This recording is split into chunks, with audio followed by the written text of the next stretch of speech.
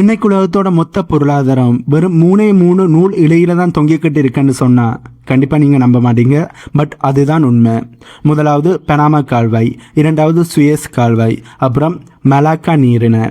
கடந்த 100 வருஷமா இந்த 3 இடங்கள் தான் உலக வர்த்தத்தை தீர்மானிச்சு கொண்டிருக்கு. ஆனா இங்கதான் ஒரு பெரிய ஒரு ரிஸ்க்குமே இருக்கு. இதுல ஏதாவது ஒரு இடத்துல ஒரு கப்பல் சிக்கினாலோ இல்ல ஒரு போரானது மூண்டாலோ உலகத்துக்கே சாப்பாடு பெட்ரோல் வர்றது முழுமையா நின்று போயிடும். இவ்வளவு நாளா இந்த வாசல்களோட சாவி, அதாவது இந்த 3 வாசல்களோட சாவியுமே மேற்குலக நாடுகள் கிட்ட தான் இருந்துச்சு. ஆனா இப்ப சீனா அந்த ஆட்டத்தையே மாத்தி இருக்காங்க. தங்களோட வர்த்தகத்தை யாராலையும் தடுக்க முடியாது என்பதை காட்டுறதுக்காண்டி சீனா போட போற முக்கியமான மாஸ்டர் பிளான் என்ன என்பதை பற்றி தான் இந்த வீடியோவில் நாங்கள் தெளிவாக பார்க்க போறோம். வீடியோக்குள்ள போடுறதுக்கு முன்னே நம்ம சேனலை சப்ஸ்கிரைப் பண்ணி பக்கத்துக்கு பெல் ஐக்கானை கிளிக் பண்ணி வைங்க. அப்பதான் நான் போடக்கூடிய வீடியோஸ் நீங்க உடனுக்குடன் பார்க்க முடியும். வாங்க போய் வீடியோக்குள்ள போலாம். பனாமா கால்வாய் இருக்கும்போது ஏன் சீனா புதுசா இன்னும் ஒன்றை கட்டணும்னு கேள்வி உங்களுக்கு கிளம்பும். உலக வர்த்தகத்தில் பனாமா கால்வாய் ஒரு முக்கியமான கேட்வே. ஆனா இதோட முழு கண்ட்ரோலும் அமெரிக்கா கிட்ட தான் மறைமுகமா இருக்கு. ஏன் போன வருஷம் கூட, அதாவது அமெரிக்காவோட பிரசிடண்டாக டொனால்ட் ட்ரம்ப் அவர்கள் 2வது முறை செலக்ட் பண்ணப்பட்ட உடனேயே ட்ரம்ப் அவர்கள் எடுத்த முக்கியமான முடிவுகளில் பனாமாவோட கண்ட்ரோலை தன்னுடைய கட்டுப்பாட்டுக்கு கொண்டு வந்தது. அதாவது பனாமா கால்வாயில இருந்து சீனாவை விரட்டி எடுத்து அந்த பனாமா கால்வாயை அமெரிக்காவோட கட்டுப்பாட்டுக்கு அமெரிக்கா கொண்டு வந்திருந்தார்கள். ஆகவே இந்த பனாமா கால்வாய் என்பது அமெரிக்காவோட கண்ட்ரோலில் இருப்பது சீனாவுக்கு மிகப்பெரிய ஒரு ஆபத்து என்பது சீனாவுக்கு தெரியும். அங்கே இருக்கின்ற சிஸ்டம், செக்யூரிட்டி எல்லாமே அமெரிக்காவோட கண்காணிப்புல தான் இருக்கு. சீனாக்கும் அமெரிக்காவுக்கும் இடையில் ஒரு போரானது வருதுன்றே வைப்போம். முதல்ல அமெரிக்கா கை வைக்கிற இடம் இந்த பனாமா கால்வாயாக தான் இருக்கும். அதாவது சீனாக்கும் அமெரிக்காவுக்கும் இடையில போர் வந்தா இந்த பனாமா கால்வாயில கையை வச்சு சீனாக்கான பிரஷரை அமெரிக்கா கொடுப்பாங்க. அமெரிக்கா சீனாவோட கப்பல்களை இந்த பனாமா கால்வாய் வழியா போகக்கூடாதுன்னு சொல்லி பிளாக் பண்ணிட்டா சீனாவோட மொத்த எக்ஸ்போர்ட்டுமே க்ளோஸ் ஆகிடும். இந்த ஒரு ஆபத்து இருக்கிறதால தான் சீனாவுக்கு தங்களோட கட்டுப்பாட்டுக்கு இருக்கின்ற ஒரு மாற்று வழி தேவைப்பட்டுச்சு. இந்த இடத்துல தான் நிக்கரகுவா அப்படிங்கிற ஒரு நாடும் உள்ள வருது. 2021 ஒரு பெரிய ஒரு சம்பவம் நடந்துச்சு. அது வரைக்கும் தைவானை ஆதரிச்சு கொண்டிருந்த நிக்கரகுவா திடீரென நாங்க இனிமே சீனாவைத்தான் ஆதரிப்போம்னு அறிவிச்சாங்க. இது வரும் அரசியல் முடிவு மட்டுமில்ல, இதற்கு பின்னாடி ஒரு பெரிய ஒரு பிசினஸ் டீலும் இருந்துச்சு. பனாமா கால்வாய்க்கு போட்டிய ஒரு பிரமாண்டமான கால்வாயை கட்ட சீனாக்கு நிகரகுவா அனுமதி கொடுத்தார்கள். அமெரிக்காவோட வீட்டு வாசல்லே வந்து உட்கார சீனாவுக்கு கிடைச்ச ஒரு பொன்னான வாய்ப்பாகத்தான் இது இருந்துச்சு. இதனை சீனாவும் தனக்கு சாதகமாக பயன்படுத்த ஆரம்பிச்சிருந்தார்கள். இந்த திட்டத்தோட ஸ்கேலை பார்த்தீங்கன்னா கண்டிப்பா உங்களுக்கு தலை சுத்திடும். கிட்டத்தட்ட $65 பில்லியன் பட்ஜெட்டாக இதற்கு ஒதுக்கீடு செய்திருக்கிறார்கள். இது பனாமா கால்வாயை விட 3 மடங்கு நீளம் அதிகம். அதாவது 287 கிலோமீட்டர் நீளமுடையது. பனாமா கால்வாய் வழியா போக முடியாத மிகப்பெரிய மெகா கண்டெய்னர் கப்பல்களை கூட இந்த நிகரகுவா கால்வாய் வழியாக சுலபமாக கொண்டு போக முடியும். இதற்கு பின்னாடி இதை கட்ட வந்த பல கம்பெனிகள் பணப்பற்றாக்குறையால பாதியிலே விட்டுட்டு போயிட்டாங்க. ஆனா இப்போ 2025 ஒரு புது சீனா நிறுவனம் உள்ள வந்தது. இந்த திட்டம் வெறும் கனவு மட்டுமில்ல, இது நிச்சயம் என்பதை நிரூபிக்கும் விதமாக உடனடியாகவே வேலையை ஆரம்பிச்சிட்டாங்க. இந்த கால்வாய் மட்டும் முழுமையாக கட்ட முடிக்கப்பட்ட அமெரிக்காவோட 100 வருஷ ஆதிக்க முடிவுக்கு வந்துடும். சீனாவோட கப்பல்கள் எதை பற்றியும் கவலைப்படாம இந்த வழியா போயிட்டு வர முடியும். அதே நேரத்தில் நிகரகுவாவில் ஒரு பெரிய இராணுவ தளத்தையோ அல்லது லாஜிஸ்டிக் சென்டரையோ சீனா அமைச்சதுன்னா அது அமெரிக்காவுக்கு பாதுகாப்பு ரீதியாக ஒரு பெரிய ஒரு தலைவலியை உண்டாக்கும். சுருக்கமாக சொல்ல போனா சீனா இந்த திட்டத்தில் 2 குறிகளை வைக்கிறார்கள்.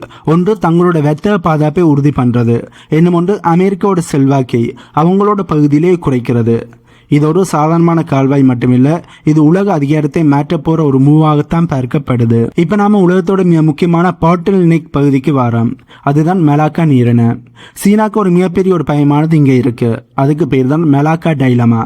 ஏனென்றா சீனாவோட மொத்த எண்ணெய் இறக்குமதியில் 80% இந்த சின்ன இடைவெளி வழியாக தான் வருது.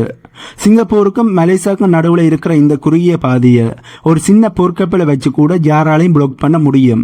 ஒருவேளை அமெரிக்காவோட கடற்படை இந்த வழியை பிளாக் பண்ணிட்டார்கள் என்றால், மூடிட்டாங்கன்னா சீனாவோட பேக்டரிகள், வண்டிகள், ஏன் மொத்த நாடே சில வாரங்களில் ஸ்தம்பிச்சு போகும்.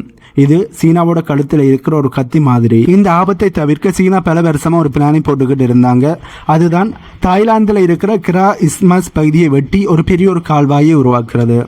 பனாமா கால்வாய் மாதிரி இதுவும் ஒரு கடல் வழி பாதையாக இருக்குமென்னு நினைச்சாங்க. ஆனால் அங்கே தான் ஒரு சிக்கலும் வந்துச்சு. தாய்லாந்து நாட்டோட தெற்கு பகுதியை இந்த கால்வாய் இரண்டா பிரிச்சிடும்ங்கிறதால அங்கே இருக்கிற உள்நாட்டு பாதுகாப்பு காரணங்களுக்காண்டியும் தாய்லாந்து அரசாங்கம் இதுக்கு தயங்கி இருந்தார்கள், அனுமதியை பெருசாக கொடுக்கல. ஆனால் சீனாவும் இதனை பெருசாக விடுற மாதிரி தெரியல, ஈஸியாக விடுற மாதிரி தெரியல.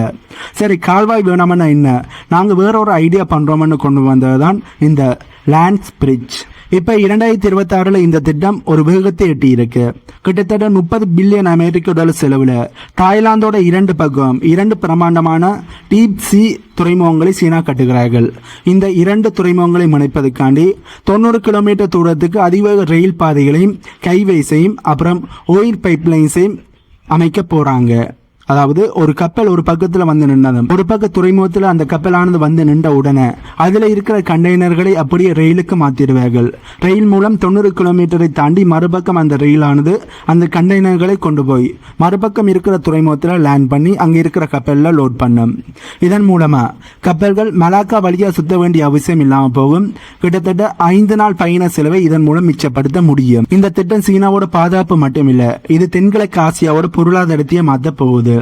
இவ்வளவு நாளா மலாக்கா வழியும் சிங்கப்பூரினுடைய துறைமுகத்தை நம்பியிருந்த நாடுகள் இப்போ தாய்லாந்து வழியா போக ஆரம்பிப்பார்கள். இதனால் சிங்கப்பூரோட வருமானம் பாதிக்கப்படலாம். ஆனால் சீனாக்கு இந்த இடம் ஒரு நிம்மதியை கொடுத்துருக்கு. இனிமே எவனும் எங்கள் கழுத்தை நெரிக்க முடியாதுங்கிற தைரியம் இப்போ சீனாக்கு வந்திருக்கு. ஏனென்றால் மலாக்கா மூடினாலும் சீனாக்கு தாய்லாந்து வழியாக எப்போதும் துறந்த இருக்கிற ஒரு பாதையானது இருக்கும். இதுதான் சீனாவோட புத்திசாலித்தனமான பேக்கப் பிளானாக பார்க்கப்படுது. நாம இதுவரைக்கும் நிகர்குவா தாய்லாந்து பற்றி பார்த்தோம். ஆனால் சீனா ரொம்ப ரகசியமா அதே சமயம் ரொம்ப வேகமாக வேலையை செஞ்சுக்கிட்டு இருக்கிற இன்னும் ஒரு இடம் தான் மெக்சிகோ. அமெரிக்காவுக்கு ரொம்ப பக்கத்தில் இருக்கிற ஒரு நாடு தான் இந்த மெக்சிகோ. இங்கே மெக்சிகோவினுடைய அரசாங்கம் இன்டர் ஓசியானிக் காரிடார் அப்படிங்கிற ஒரு திட்டத்தை கொண்டு வந்திருக்காங்க. இது என்னண்டா, மெக்சிகோட ஒரு பக்கத்தில் இருக்கிற பசிபிக் கடலையும் மறுபக்கம் இருக்கிற அட்லாண்டிக் கடலையும் ஒரு ரயில் பாதை மூலமாக இணைக்கிறது. இதில் சீனா ஏன் ரொம்ப ஆர்வம் காட்டுறாங்கன்னா, பனாமா கால்வாயில் கப்பல்கள் காத்துக்கிட்டு நிற்கிற நேரம் இப்போ ரொம்ப அதிகமாகிடுச்சு. ஆனால் மெக்சிகோ வழியாக பொருட்களை ரயிலில் ஏற்றி அனுப்பிட்டா நேரம் ரொம்ப மிச்சமாக மாறிடும். இதன் மூலமாக அமெரிக்காவோட வர்த்தக வழிகளுக்குள்ளேயே சீனா தங்களோட லாஜிஸ்டிக் நெட்வொர்க்கை கொண்டு வந்துட்டாங்க. இப்போ நாம் பார்க்க போகிறது தான் இருக்கிறதுலேயே ரொம்ப ஆச்சரியமான ஒரு விஷயம். அதுதான் ஐஸ் சில்க் ரோட். வழக்கமாக ஆசியாவில் இருந்து ஐரோப்பாவுக்கு போகணும்னா சுயஸ் கால்வாய் வழியாக தான் போகணும். ஆனால் இப்போ பூமி வெப்பமடைந்ததால் ஆர்டிக் பகுதியில் இருக்கிற பனிக்கட்டிகள் வேகமாக உருகிக்கிட்டு வருது. இதை சீனா ஒரு வாய்ப்பாக மாற்ற ஆரம்பிச்சிருக்கிறார்கள். ரஷ்யாவோட வடக்கு கடற்கரை வழியாக ஒரு புதிய கடல் பாதையை உருவாக்கிக்கிட்டு இருக்காங்க. 2025 மட்டுமே சீனா இந்த வழி மூலமாக 60 மில்லியன் டன் கச்சா எண்ணெயை இறக்குமதி பண்ணியிருக்கிறார்கள். இது 5 வருஷத்துக்கு முன்னாடி இருந்ததை விட 3 மடங்கு அதிகம். இந்த ஆர்டிக் பாதையில் இருக்கிற மிகப்பெரிய லாபம் என்னென்னா, இது சுயஸ் கால்வாய் வழியாக போகிறதை விட 30% வேகமானது. அதாவது பல வாரங்கள் பயண நேரம் மிச்சமாக மாறும். அது மட்டும் இல்லாமல் செங்கடல் பகுதியில் இப்போ நடக்கிற குழப்பங்கள், தாக்குதல்கள் எதுவுமே இந்த வழியில் கிடையாது. இந்த வழியில் எந்த ஒரு தாக்குதலும் தொந்தரவும் கிடையாது. ரொம்ப முக்கியமாக இந்த பாதை முழுவதுமே ரஷ்யாவோட கட்டுப்பாட்டுக்கு இருக்கிறதால இங்கே மேற்கத்திய நாடுகளோட எந்த ஒரு தலையீடுமே இருக்காது. சீனாக்கும் ரஷ்யாவுக்கும் இருக்கிற நெருக்கமான உறவினால இது சீனாவுக்கு கிடைச்ச ஒரு பாதுகாப்பான எனர்ஜி ரூட்டாக பார்க்கப்படுது. சுருக்கமாக சொல்லணும்னா, நிலத்தில் மட்டும் இல்லாமல் பனி படர்ந்த கடல்லையும் சீனா தங்களோட ஆதிக்கத்தை செலுத்திக்கிட்டு வராங்க. இவ்வளவு நாளாக இயற்கை போட்ட தடைகளை இப்போ டெக்னாலஜி மூலமாக சீனா உடைச்சிக்கிட்டு இருக்காங்க என்பதுதான் உண்மை.